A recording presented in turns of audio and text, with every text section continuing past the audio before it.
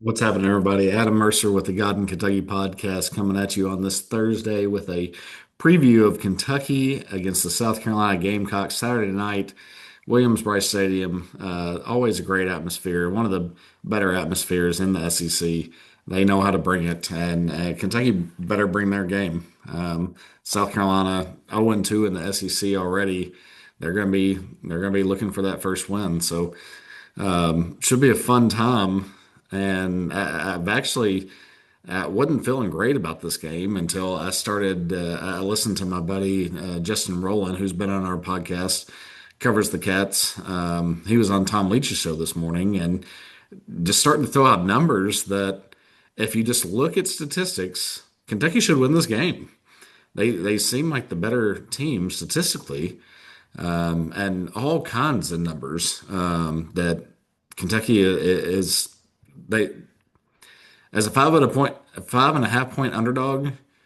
It's like take the Cats and the points because the numbers suggest Kentucky should win this game.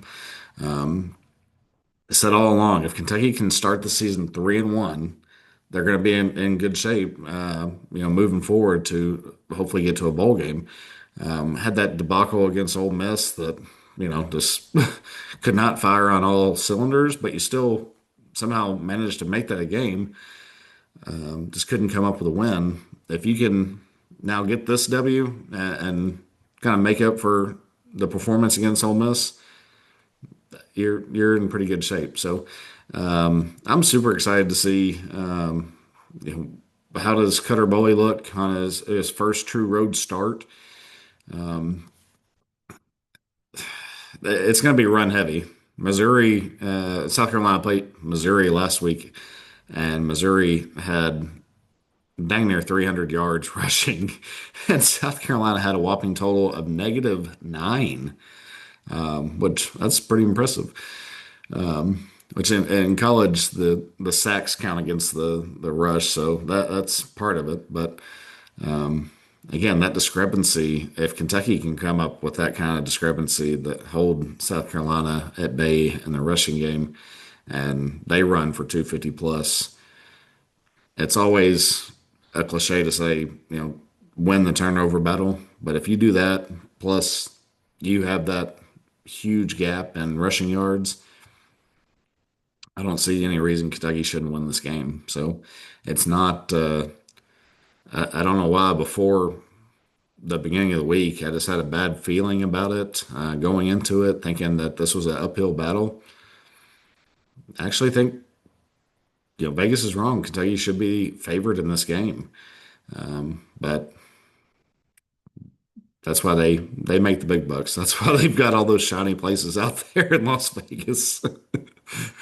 Because of smucks like me that it's like, oh, I know better. But again, just looking at raw stats,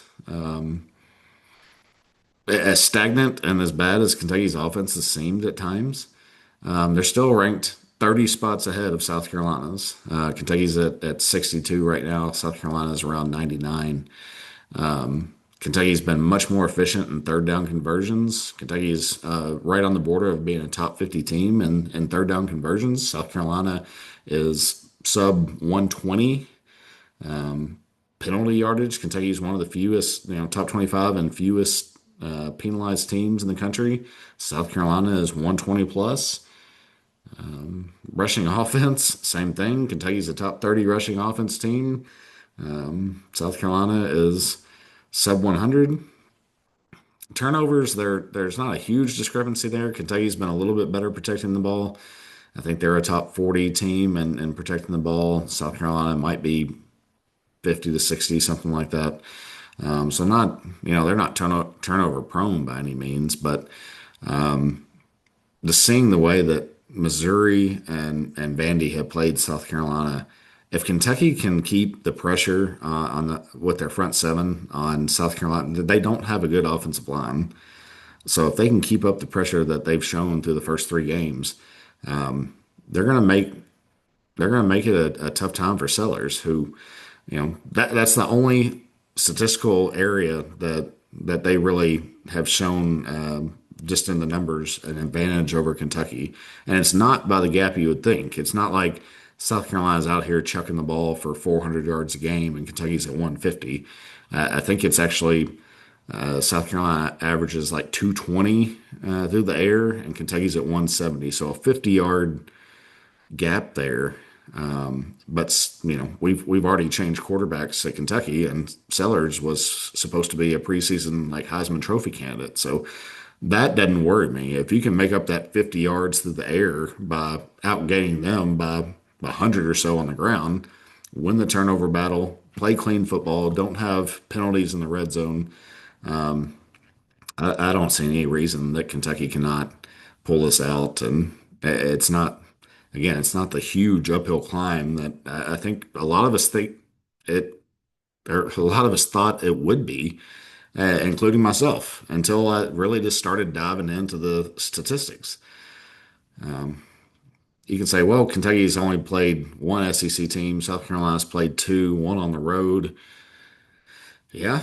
And they haven't looked good in either. Kentucky, I think, without shooting itself in the foot against Ole Miss, which is the top 15 team, you could have that W. So it's like South Carolina got blown out by Vanderbilt. I know they lost Sellers in that game to an injury, but again, you go play Missouri and you lose the rushing game, and not just lose it, but again, almost 300 yards to -9. I'm not a mathematician, but I think that's like a discrepancy of 309 yards in the rushing game. So, um, again, just protect the football, play clean, and we'll see what Cutter does with his first road start. But if Kentucky can jump out to a lead, even if it's just the first score, just get the first score, whether it's by a touchdown or field goal, get the first score, get the crowd, doubting a little bit, take them out of it, and you never know. Like good things might start to snowball from there. And South Carolina being 0-2 in the SEC, it might start to snowball on them a little bit. So I'm super excited about the game. These are fun game, these night games, and of course I would love it to be in Lexington, but there's something about playing on the road in the SEC that if you can walk away with a win, it's like man, there's no bigger high, right? So I expect a good game. But after, again, looking into these numbers, I think the Cats stand a good chance and pretty optimistic about it. So we will come back with a rapid reaction set. Well, probably won't be after the game Saturday. I'll probably be going to bed right after that. But Sunday, we'll certainly have a reaction video, even if it's not a podcast, just a short clip. And then we have some great podcasts lined up next week already that hope you tune in and download and listen, share with your friends and family, and appreciate all y'all. Go Cats.